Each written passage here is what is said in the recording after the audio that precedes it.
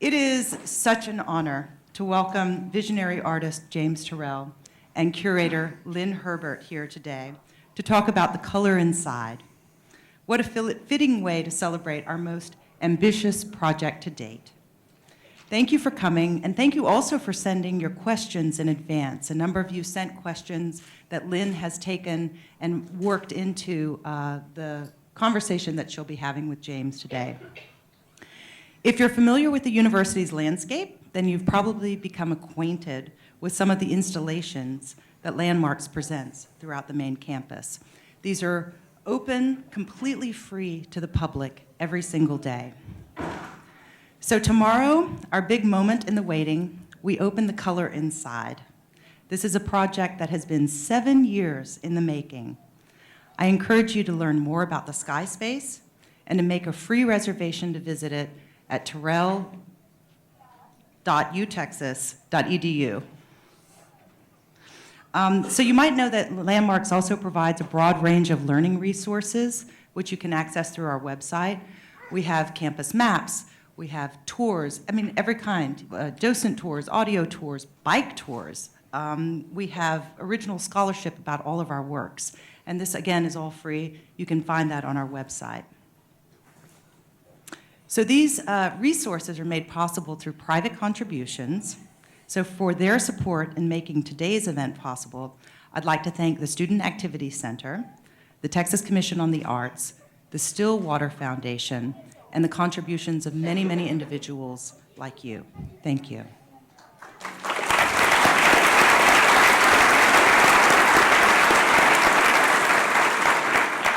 So to very briefly, you all know James Turrell, but to very briefly introduce him, his work has been the subject of hundreds of exhibitions, and he's received prestigious awards from the Guggenheim, Lannan, and MacArthur Foundations. In 2013, he became the first artist to have 3 concurrent solo exhibitions at the Museum of Fine Arts Houston, the Los Angeles County Museum of Art, and the Guggenheim Museum in New York. Leading our conversation today is Lynn Herbert, former senior curator of the Contemporary Arts Museum, Houston. She curated a survey of James Turrell's work in 1998 at the Contemporary Arts Museum, Houston, and also accompanied authored an accompanying catalog. So we want to welcome them today, and again, thank you for being here.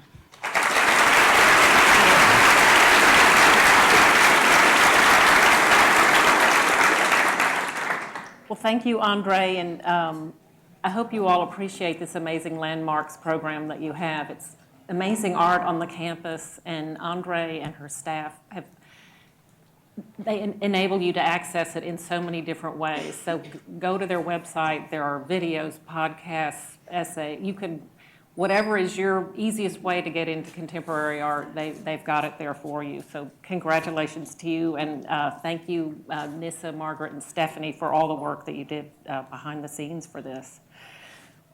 So ready for some fun? Ready. Okay. A lot of the questions that came in are about sky spaces. So I thought it might be interesting if you could sort of take us back in time a little bit to the Mendota Hotel, where you had a studio early in your career, and you did those first structural cuts that then sort of led to the sky spaces. The first thing I want to say is that Lynn Herbert was a visionary curator and had pretty much the same show I had at the Houston MFA 15 years prior to that. Yes. In thinking about the sky spaces, I actually started my work as an artist by preparing a studio as though it were a little bit of Plato's cave, where I made the picture plane be the wall. So I sanded and prepared the wall almost like someone prepares a canvas for a painting. And so there I put shapes of light with projected images or shapes onto the wall. And if you have a wall surface and you put a pure form on it of even light, it doesn't reside on the same plane as the wall. So it either looks like it's about 2-3 inches in front of the wall, or it looks like it's cutting a hole through the wall. So right there you have a very plastic or malleable medium. And that's how I started. And so I made these forms with projected light. And learning to use light, which is what I really wanted to be involved in, took a while because you don't form it like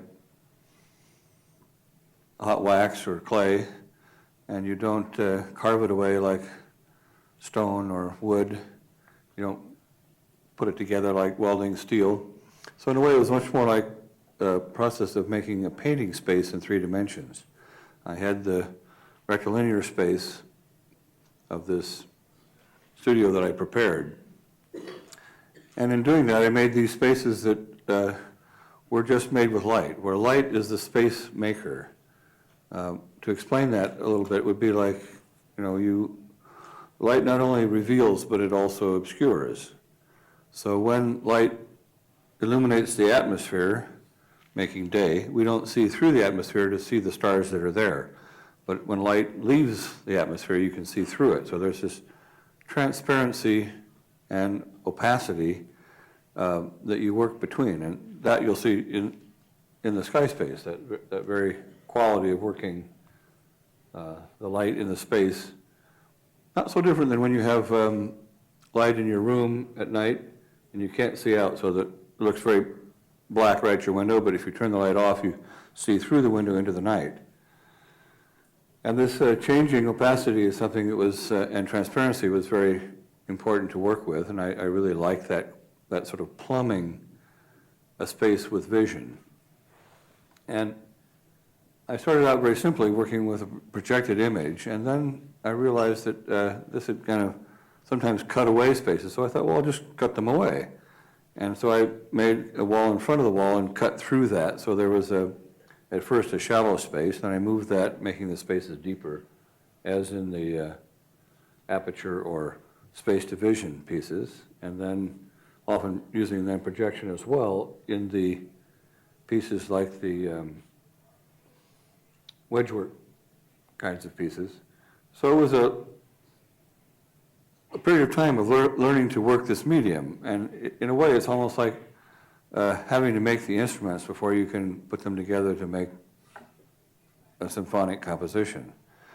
And so it took a while to get a handle on how to work light, because it's the shaping it and forming it and putting it out into space and making these spaces that have feeling, that you confront with your perception. It took a while to kind of get my chops or my ability to work with these primitive devices we had for light. Now, light was very different when I began, and we had tungsten light, then came quartz halogen light. We, of course, had fluorescent light as well, and neon.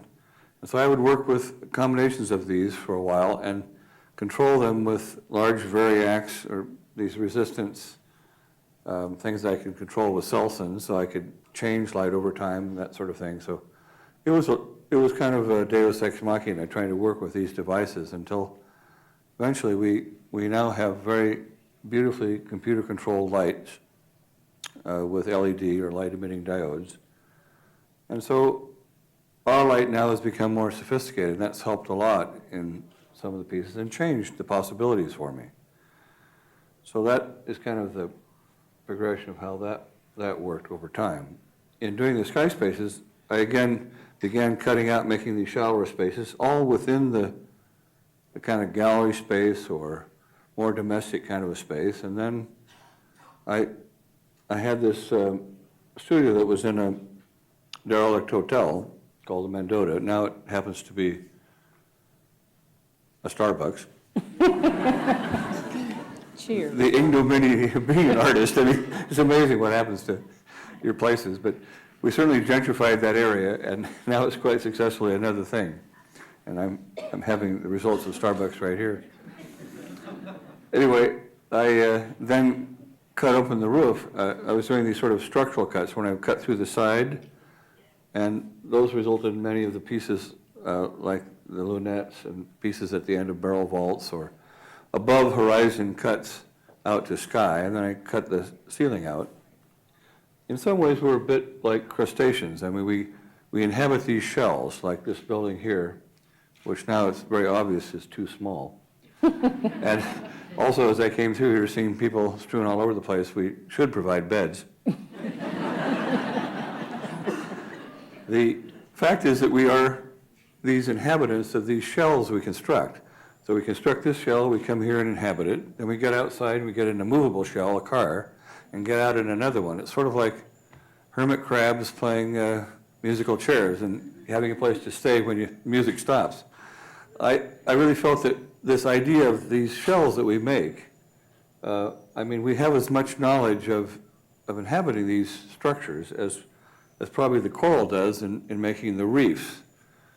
And the Great Barrier Reef is one of the first things made by creatures that was seen from space, well before the Wall of China. So these things that are made by creatures, I mean, we try to plan this, and we do what's called city planning, things like that, to plan these things out. But then, of course, if you have enough money, you get variances and can change that.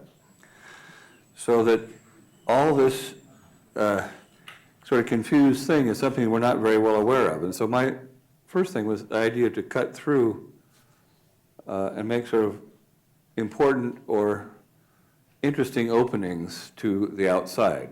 I mean, soul inhabits body, and body inhabits these structured cells in an allegory of that. And so I was thinking of, cutting through that. And, we need these holes in the roof like we need a hole in the head. We do have a hole in the head. People talk about it in terms of the crown chakra, this part of the skull that hardens when you're about 6 or 7, so that you have this great creativity and involvement with the world beyond until you're about 7 or 8. Then you have to get, you have to grow up and inhabit this regular world. Well, this idea of I was in a meeting when I was young, a Quaker meeting, and of course the conservative Quakers can have a very long meeting, and if it's going really well, that if it's gathered, they'll continue it, and sometimes it will go for an hour and a half to 2 hours. And if you're a child sitting there for an hour and a half to 2 hours, you can see the elders falling off to sleep, but you're there kind of stuck with it. So I would imagine what I'd like, and I thought, I'm in California, and I like a convertible. So the top comes off, and there's this beautiful opening access to the sky, and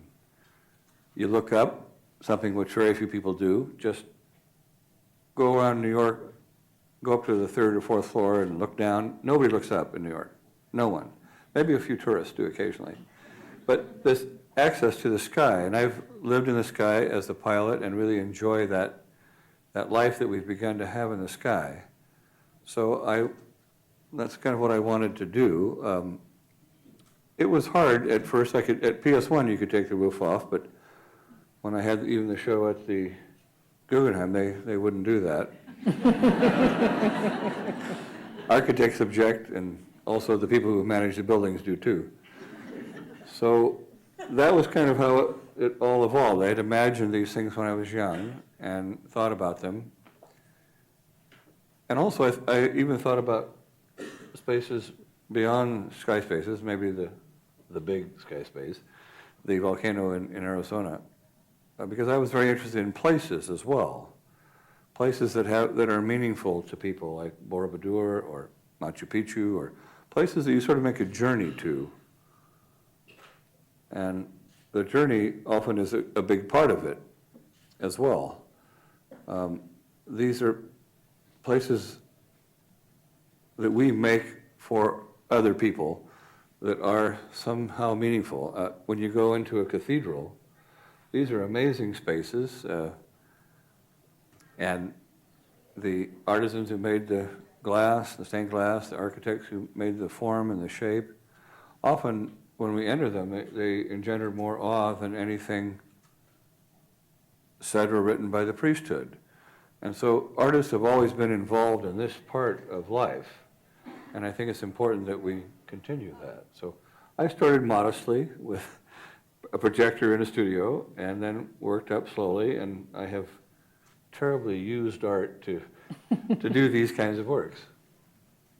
Can you talk about, when you mentioned the pilgrimage and PS1, which is a high school building in New York. It's no longer a high school, but I remember going there with you, and you really had to work your way, and you had to know which closed-door classroom to go into, and you open this door, and suddenly there was the sky, and as you say, in New York, you never see the sky. But anyway, the pilgrimage, having to find it, added that. And when I came to this Skyspace, I had a little bit of the same feeling. You've got to find your way to the rooftop. You've got to go into the garden. And I love the way when you come into the garden, you see this beautiful elliptical building, but you've got to find the entrance. In other words, the journey to get there makes the reward, to me, all that much more meaningful. Can you talk about siting the piece here and how you, and the shape of the piece? We talked about where the piece could go on campus, and this was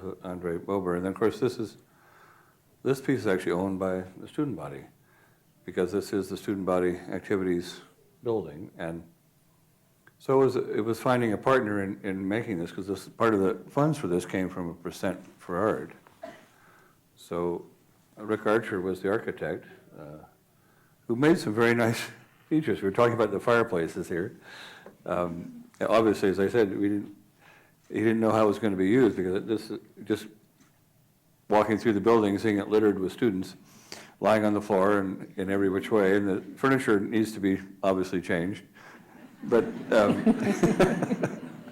it is interesting to see how something is used. And in terms of that idea was to find a place where we could put something, because we decided to do that. And I'm interested, I have, at my alma mater, Pomona College, actually made a piece, which was a very big thing for me. That was important. And I remember seeing shows that were put up by the curator, Jim Dimitrian, the only 2 years he taught in his life, because he basically was a museum director. But he had a show I remember the show with Liechtenstein, and I was the art editor of the student, the yearbook. And I remember putting photos of that show and also of his Liechtenstein show, and this was in the 60s. So this was fresh art right out of the oven. And so this was really exciting to be involved in that. So it was exciting for me to have a work finally there. So that's a journey in itself, coming back to having your own school sort of recognize you in that way. I didn't have a sterling career there.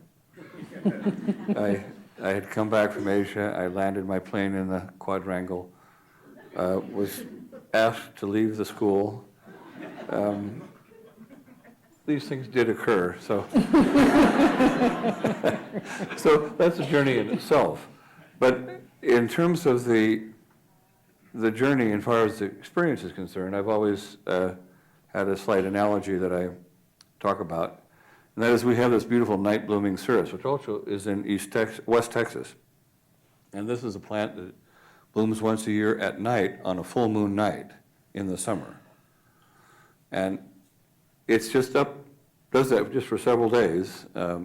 And so I could give you a map of where to go. You could fly to Phoenix or even take a second flight to Flagstaff and rent a car, go out to this place that I outlined for you where you could find it, and then you spent the afternoon to finally find it, have some dinner, and then that evening wait for the moon to come up over the canyon walls, and then watch this plant literally track the moon. It's, I guess, lunacentric. It literally tracks it, and it's very beautiful. That's when, and all the insects in the area, they know, and they're ready. So when it opens, they come. All that business is taken care of, and it's done on that night, and it's really quite a beautiful thing to watch. The same token, someone in New York could have a beautiful penthouse apartment with, glass space for plants, and you could arrive and they'd serve margaritas with salt on the edge of the thing. You get all dressed up and you go out and you watch the same plant, the same object of perception, but completely different context of the experience. So if you believe to be trying to hold on to this experience, the context is very important and how that works. And so I always have enjoyed doing pieces like this. I have a pyramid that I made down in the Yucatan near Tishkakal-Tayup, and also this vintner in Donald Hess, who also has a place in Napa. He made this place right in Colomé, Argentina, which is right up against the Andes. And it takes 4 hours to get there from Salta, which means you have to travel down to Buenos Aires and take a plane up to Salta and then drive about 4 hours over very bad roads to get there. And those situations have attracted me, I have to admit. So that now I'm putting a piece down in Tasmania and have pieces up in Norway. And I was thinking also not only about how the journey to get to these places, but also the different skies that they encounter.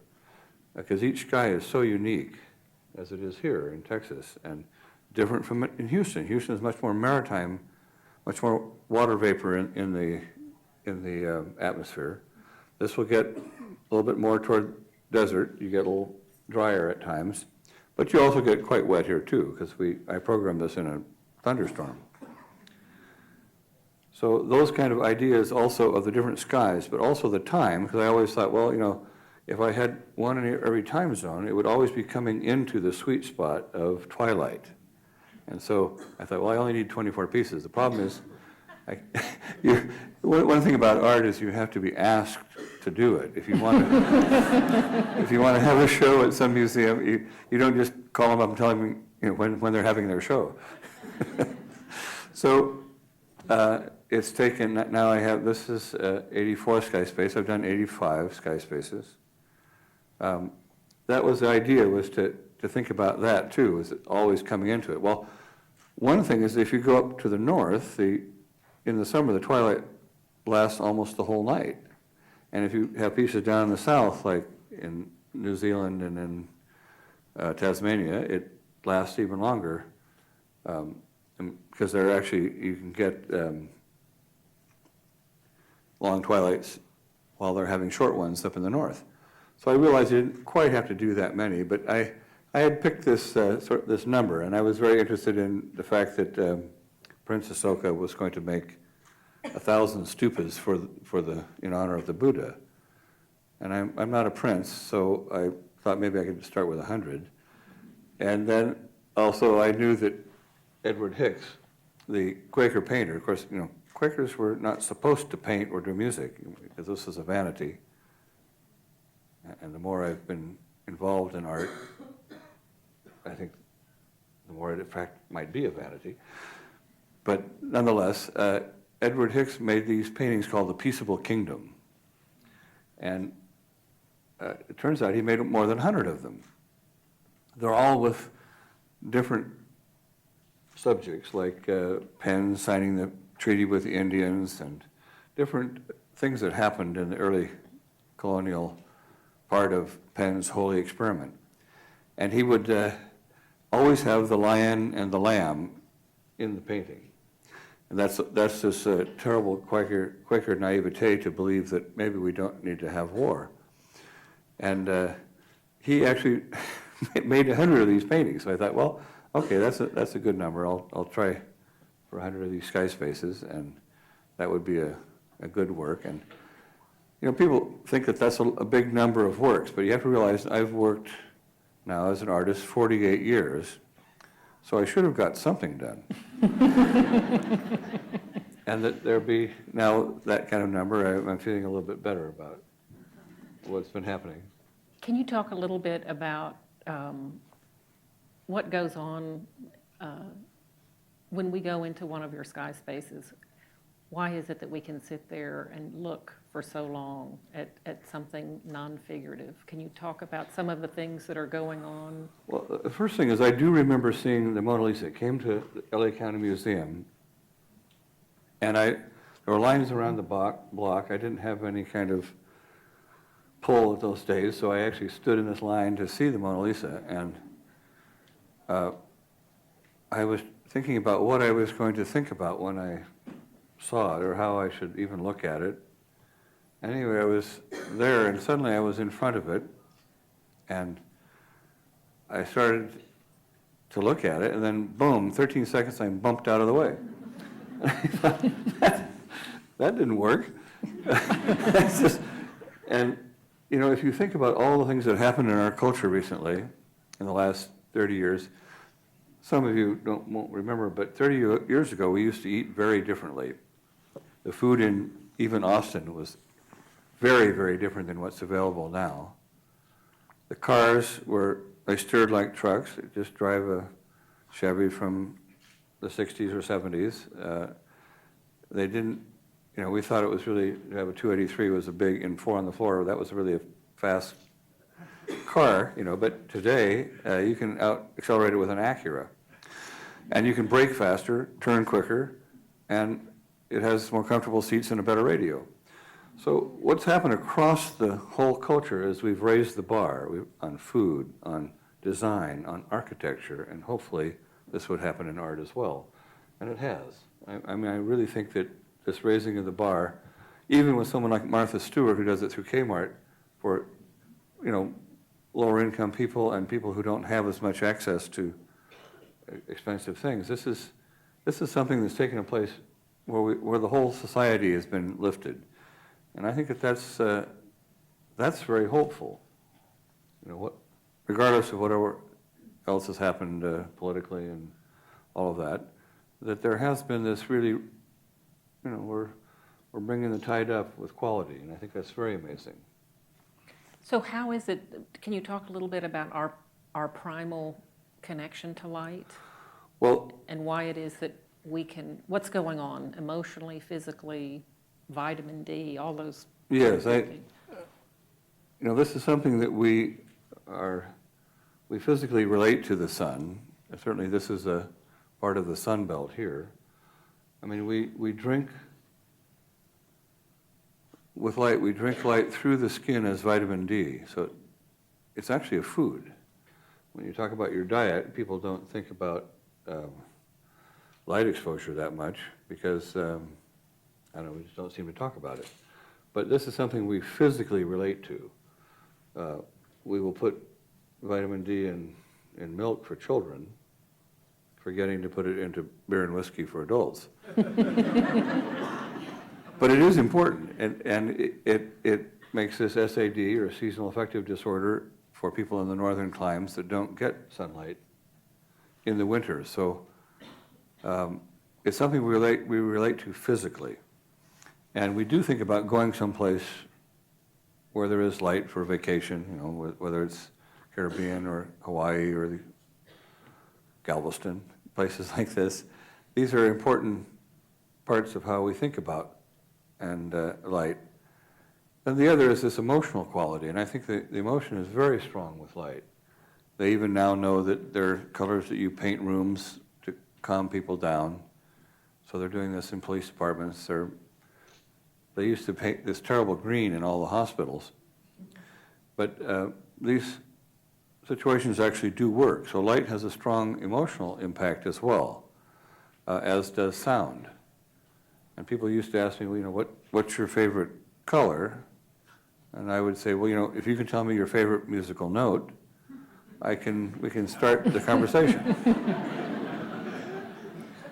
So you need all of that, and that has to do with the studies, as we'll talk about in a moment or so. But the third aspect is this sort of spiritual quality of light, and people always talk about the spiritual quality when they think of things done in light.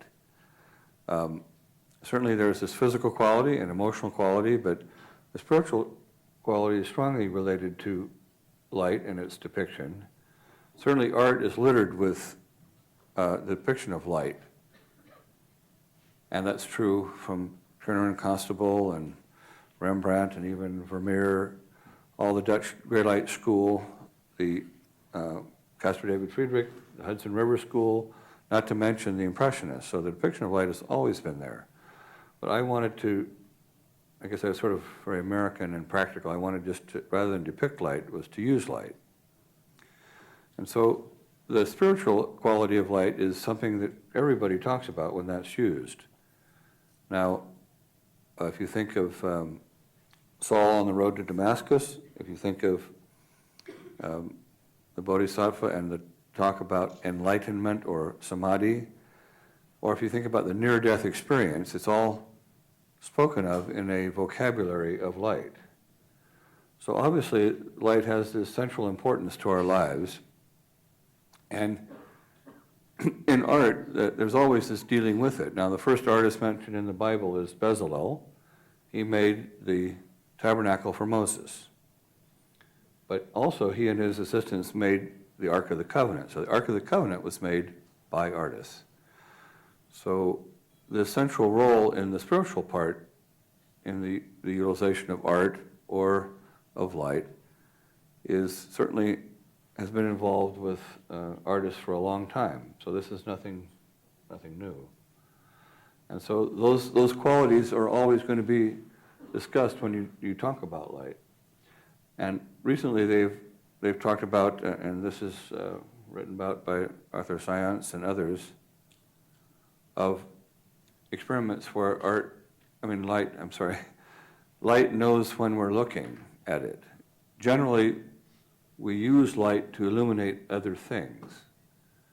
And I've always been interested in the thingness of light, almost seeing light as we see it in the dream, because in the lucid dream we see color radiating off of objects and persons, and this color that suffuses the whole scene. And we don't normally see light that way with the eyes open. So part of what I wanted is to make some kind of an art that looked like how we saw light in the dream. Because we have, in the dream, with the eyes closed, we have full vision. Full vision without eyes. So, but bringing it into the day is not so easy. It's a little bit like, when you wake up, the dream is leaving you from the moment you wake up. Sort of like a New Year's resolution. Start off really strong in January 1st, and then somewhere in February, you've kind of drifted off. So this bringing higher purposes into the life during the day, sometimes only lasts for a short period. And so trying to extend that has always been interesting to try to achieve in life. But I have noticed that if you address the higher purposes in people, that's the part that will answer you. And that's what art does. Art is made to address our higher purposes. That's why it's part of our culture. That's why we make these cultures. I at one time thought we were making a culture. I thought that was kind of the purpose of what we were doing here. Not just making a thing. I was rudely interrupted in that thought when, after 9/11, the president told us to go out and shop. Because it's not as though we're making this just to have all these consumer goods and luxuries and ease of life, but that we actually do dedicate it to something. So I will say that whatever you think about artists and their lives and what they do, this is kind of a very powerful thing to do with a life, to give a life to it. And if you decide to give your life to art, this is really an important commitment. Make it now, and realize you're looking at somebody who took 48 years to get to have a retrospective. So, it doesn't happen overnight, and it's hard to believe people when they sort of are trying to tell an unbelievable story.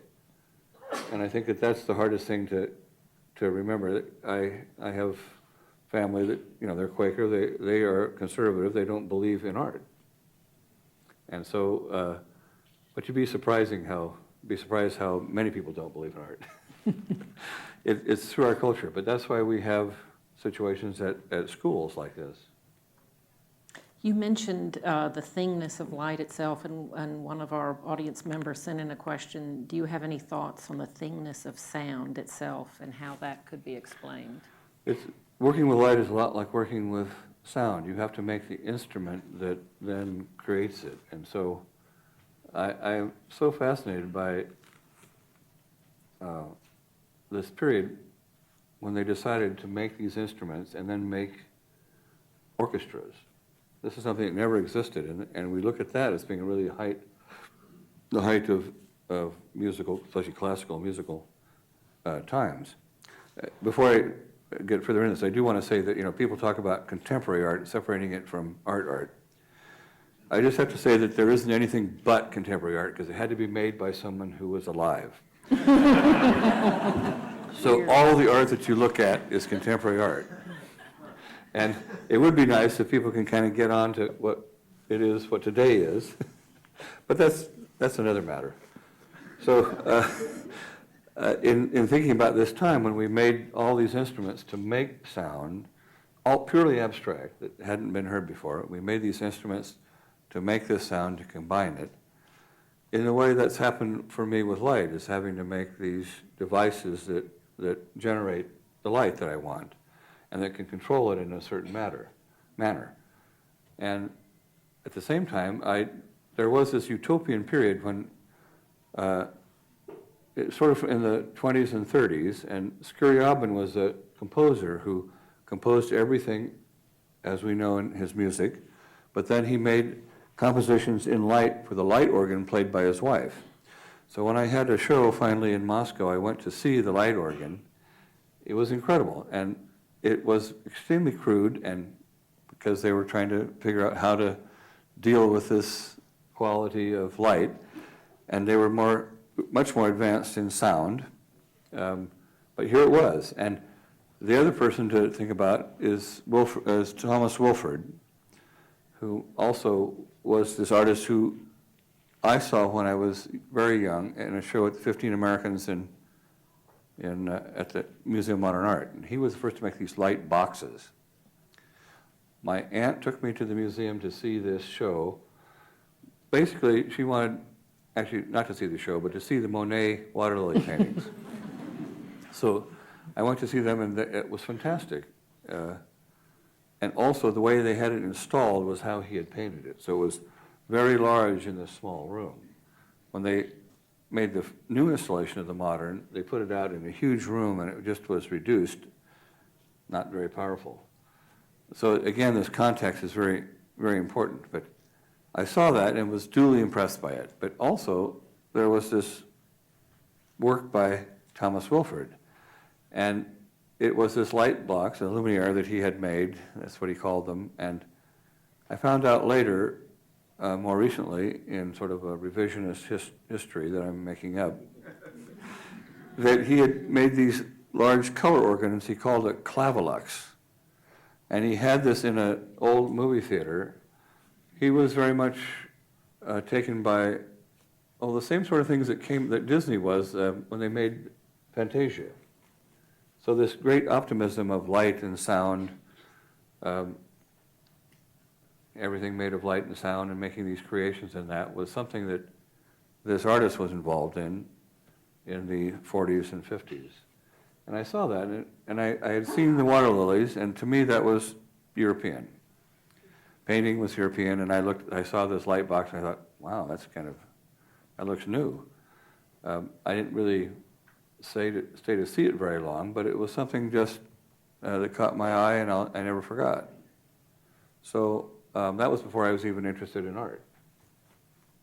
Can you talk a little bit about, again, to the piece upstairs, the title is The Color Inside, and could you also talk a little bit about the light program and what your thoughts are when you're putting a light program together for a Skyspace? Well, the early Skyspaces just had tungsten light at one level, and then the change was what changed in the sky outside. So as that light dimmed, the light that we make became more important until there was a time of balance, this thing I call the crossing, when the light on the inside is equal to the light on the outside. And then once the light on the inside is more important, then it is darker in the sky outside. Those were the ones that I started with, like at PS1. And then as technology came and I was able to work with light, this idea of color inside was that we often think erroneously that all the perceptions we have are received, that we have little part in what in that which we behold. In fact, we have a big part in it. We award the sky its color. So because we give the sky its color, I can then change something with you, and the color of the sky changes. This is context of vision, simply explained. And color inside was that, there is this color that's inside the space, but that's not what you're looking at. You're looking at the resultant perceptual color that comes in the open sky. Now that color isn't actually there. When you take a picture with a camera, it's not the same. And in general, it's not anywhere near what you're seeing. So here is this color that's just for us, and the color that I'm using that you actually see, that's, quote, let's say really there, not the color in the sky that's really there but not there. The color I'm using is not the resultant color of your perception, because I'm interested in this other. And then sometimes, if you look at the edges, you'll notice that we'll get this edge effect, and you'll see after image coming off of, radiating off the sides, usually on the outside. And then I'll work the color from the inside into that color at the crossing. So sometimes you'll even notice the roof disappears. You're just looking at that. And so, yes, everything is an illusion. That's true. The life is an illusion. And the Buddha was quite interested in letting us know that that was true. That's a nice fact, but it's hard to sort of take that home and earn a living out of that. But remember, I earn a living selling blue sky and colored air. So this idea that life is an illusion, and that that which we behold, we actually are an active participant in creating, is very important, because we have this thing called prejudice perception. And in studying that, there's ways that we have learned to perceive that are not correct. And so artists are always interested in any sort of prejudice we have. Anything called ugly, they're happy to present in such a way that we have to succumb to the fact that it might be beautiful.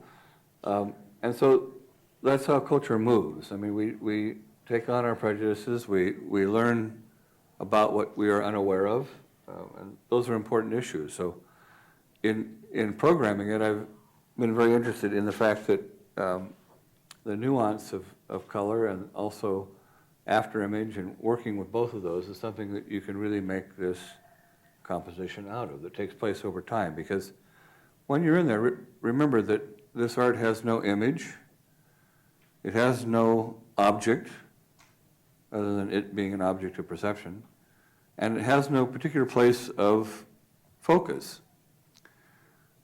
So what is it that has you stay there longer than the 13 seconds I had in front of the Mona Lisa? Part of it is this fact that it's a little bit like staring into the fire. This is our primal relationship to light. Staring into the fire is not thinking, but it's not thinking with words. It's not thinking with associative thought. And it's in general, it can engender a theta state, which is mildly meditative. And so it does quiet the mind and take away all the stuff about all the errands we have to do and what we haven't accomplished and all that, and settle the mind down. And so that allows then this clear contemplation, which this is the world of the senses, remember, and the world of the senses can only deliver you up to this world of the spirit. It doesn't take you into it, but that it delivers you up to it is something that's important, I think, and I find interesting to use in art. There were a number of questions about the Roden Crater. So could you sort of talk a little bit about the Roden Crater, maybe starting with what made you fly all over the Southwest for hours upon hours looking for a extinct volcano? Well, extinct is questionable. I mean, you can certainly say it's somnambulent. And at the moment, it hasn't re-erupted, but I have been evicted from studio, so I could get ejected from my crater. And Starbucks came out of that place I was I was eliminated by people that, real estate and investment trust that purchased the building I was in, and it was owned at that time, a 50% share or more was owned by Barbara Streisand. And that was part of the gentrification of Venice and Santa Monica. Now I understand, I was just told recently that Bill Cosby owns the same building that Starbucks rents. Anyway. Back to the Roden Crater. Back to the Roden Crater. This is, yes, this idea of whether or not it's a somnambulant or extinct volcano. There are many craters out there. There are 400 volcanoes in that area.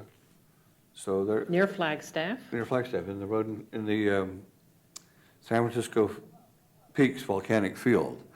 And I also looked up in craters of the moon area in Idaho, and there were some nice volcanoes to the south that were out of the craters of the Moon National Monument. You know, basically when they make Grand Canyon or these national monuments, they don't enclose the whole area. So even in Arizona by the crater, we have pieces of petrified wood that are out of the petrified forest as we have defined it. But this is always true. And in finding a place, I was looking at all these different sites because I was very interested in the mastaba, or the early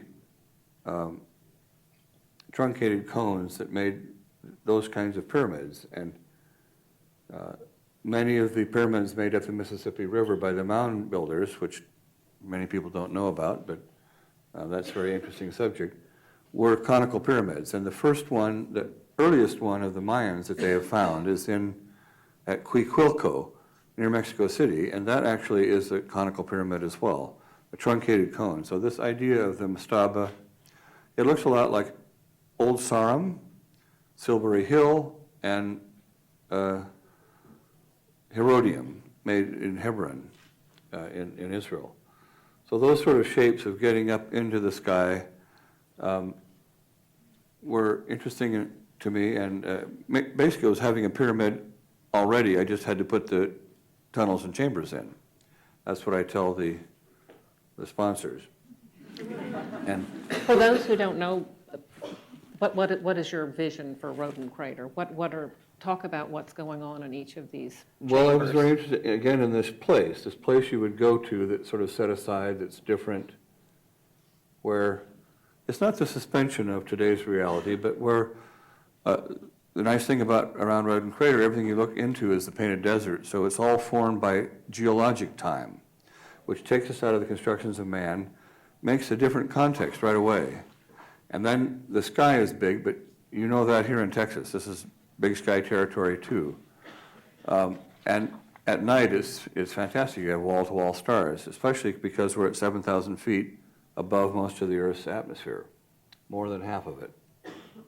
And so this was something that was a very beautiful context. In the stage set of geologic time, I wanted to make these spaces or chambers that would engage the light from celestial objects, either during the day or at night, so as to play the music of the spheres in light. And that was the simple idea I set out with, and even wrote this in this grant application to the Guggenheim. And I got a Guggenheim grant to go find these places. I found 6 places I liked, 3 places that would be possible to buy or to get the rights to work on. One of them was the rights, just getting mineral rights, so it was actually BLM land. This was privately owned at Roden Crater, so it was the best possibility I had. So what I did was to try to, I found out who owned it, and it took me 3 years talking to them before they agreed to sell it. And then, of course, when they agreed to sell it, I didn't have the money to buy it. That's when you became a cattle rancher. That's right. I became a cattle rancher, just sort of like the typical Texan, or what everyone thinks of a Texan. Things you never know you're going to do when you become an artist. Absolutely. My family was in agriculture, and that was the last thing I wanted to do. I wanted to be an artist. But, you know, I'll do most anything to continue this, so I it was, Dia bought it first, and then this is through the Manils in Houston, through Philippa de Manil with Heiner Friedrich. And then even Schlumberger had some problems when they had the gas crisis, and then afterwards the price went way up. And when the price was up high, Heiner and Philippa got very ambitious with their art program and allowed artists to become ambitious as well. Certainly, you know, Donald Judd and Juddville, Marfa, Texas, and also Walter de Maria and the Lightning Field, and I was one, Walter's and mine were the first projects. Then, after the gas crisis, the prices went down, and Houston really had a very difficult period in that time when that happened. And so did the Dia Foundation. And so Mrs. de Manil took over because they were, Philippa and Heiner were attacking the principle to keep their dream alive. And in doing this, they offered to give me the crater, but I couldn't really take over the payments because I didn't have the same credit rating as Schlumberger. So it took a period of time, but by getting a loan from Farm Credit, the 22 square miles that were initially purchased, if that was expanded to 155, so if I had to buy 2 other ranches, then they would finance it. And I did that with the sale of cattle and made a working cattle ranch. What are some? So that's when my family thought, well, you know, finally he's come back to his senses and he's back in agriculture.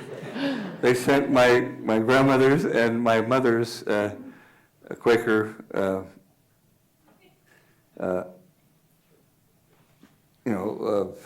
not chariots, but wagons and all the buggies out, and so and my brother came out and to live with me.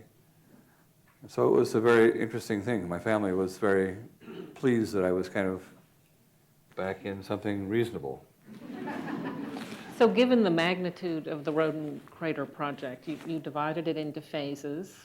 Yes. And a number of the chambers are complete. Can you give people sort of a sense of the kinds of light they would see with the naked eye? It's a naked eye observatory. And also maybe comment on the age of the light, which I find fascinating. Well, that's very fascinating to me, and also why I again got involved in social change, and we made this dark skies ordinance. You probably, if you see and see it when you get good crossings here in this space here, there's a very, very sort of tender usage of light. And it's not much light at all, because it's when the light disappears in the sky that I can use very small amounts of light. It's actually less than 1% of each of the colors to mix on the interior, because we see color best when intensity is reduced. The greater the intensity, the more the color is bleached out. And you see richer color and fuller color when the pupil opens. I mean, basically, you have to reduce light for the pupil to open. We protect our eyes against light by having the pupil very small during daylight seeing. We squint, and we also wear dark glasses. So we weren't made for the light of noonday sun. We're made for the light of the cave, or we're made for twilight. Our eyes are made for a different kind of light than noonday sun. So it's not until light is reduced and the pupil opens, that feeling comes out of the eye like touch, and we really feel light. So a lot of people have noticed that some of the spaces I make have very little light in them. In fact, they wonder how I can classify myself as a light artist because I use so precious little of it. But what happens is it's when seeing is the best, and so that's really an important period for me. And one of the things is that when you're out in the landscape, you're dark adapting anyway, and most of our dark adaptation, 95% of it takes place in about 10 to 12 minutes. But you're still dark adapting an hour and a half later.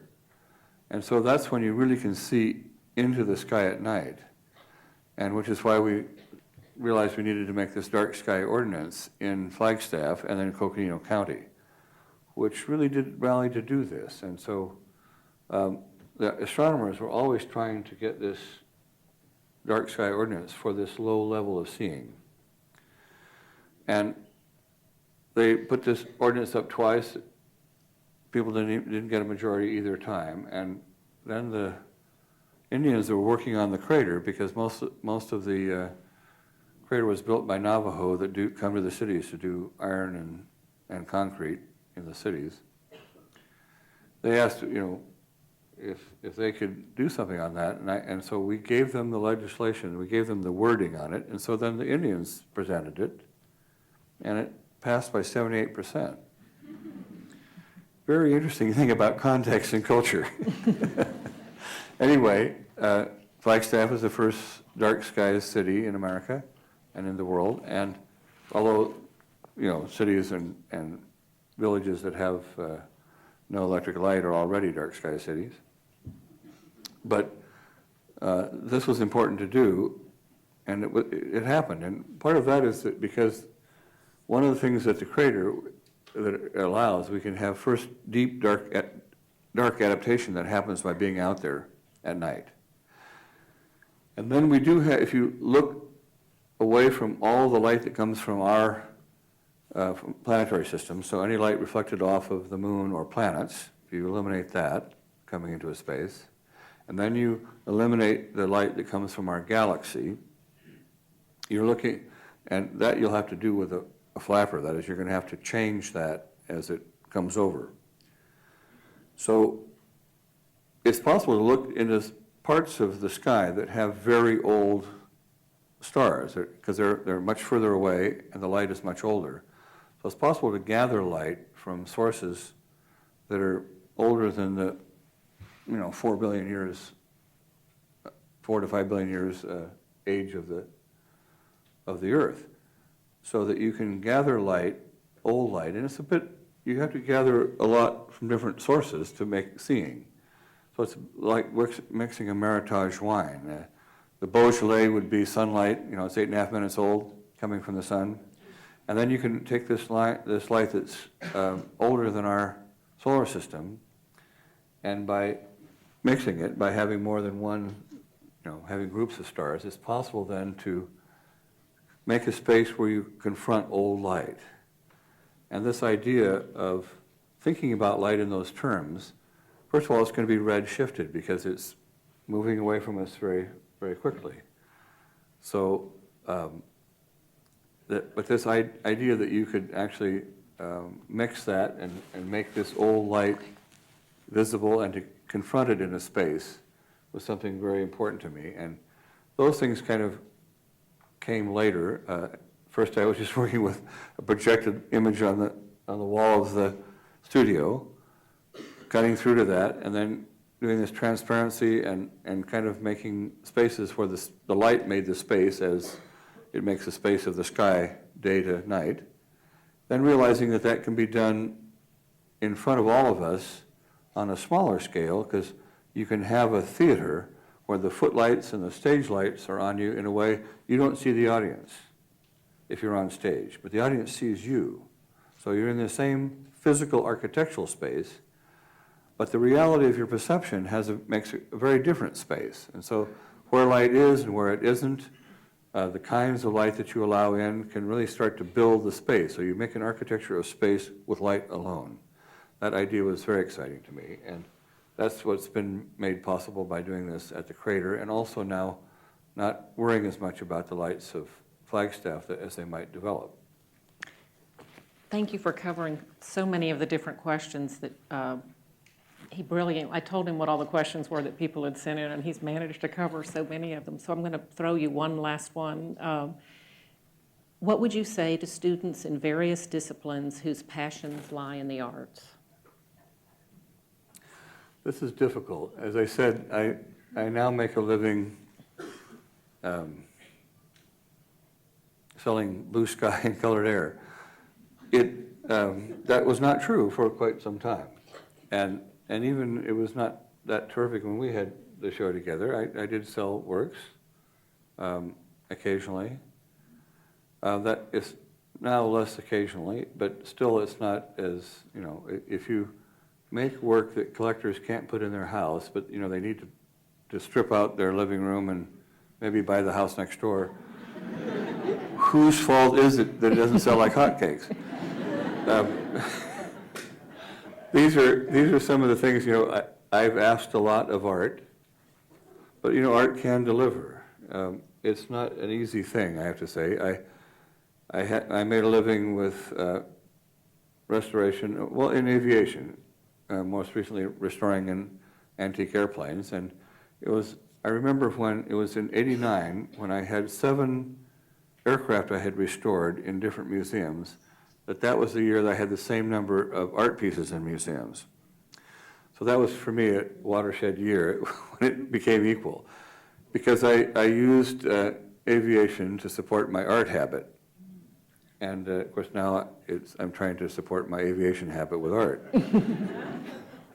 So that does work out, but the big thing is that you start out with whatever you think you're doing, and that will transmogrify. So a good general education is really important, but also the realization that whatever you're learning now and all the specifics will change.